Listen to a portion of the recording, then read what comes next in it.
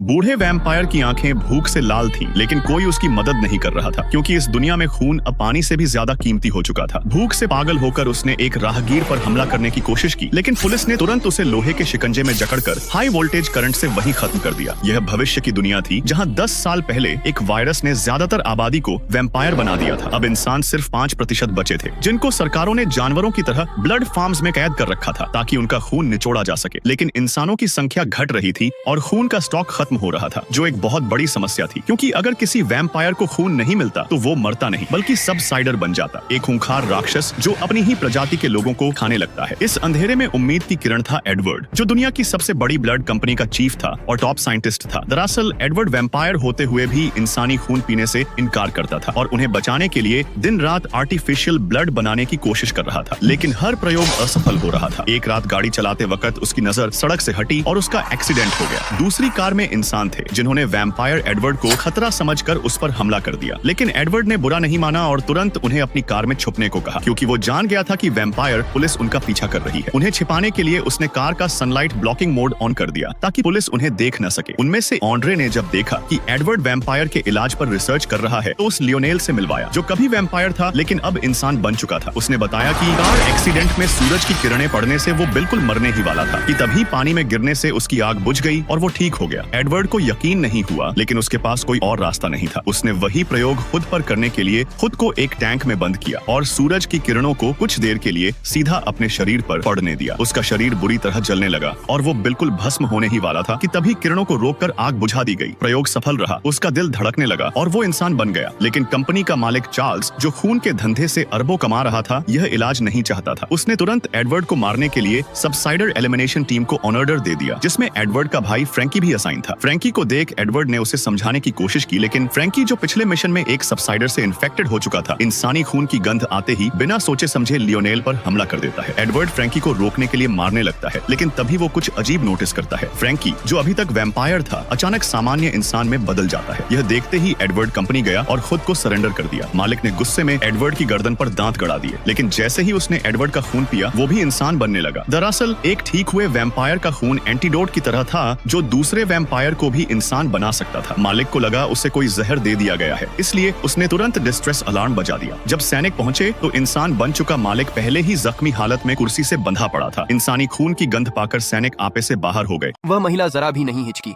और सीधे ऊंची इमारत से कूद गई। उसने ऐसा सिर्फ यह साबित करने के लिए किया कि उसका बॉयफ्रेंड सच में सुपरमैन है या नहीं। जैसे ही उसकी जान खतरे में पड़ी, बॉयफ्रेंड को मजबूरन अपनी सुपर पावर इस्तेमाल करनी पड़ी। वह रफ्तार रोशनी से ऑफिस से बाहर निकला और पल भर में नीचे पहुंच गया। हवा में गिरती हुई गर्लफ्रेंड को बचाने के लिए उसने जोर से एक फूंक मारी।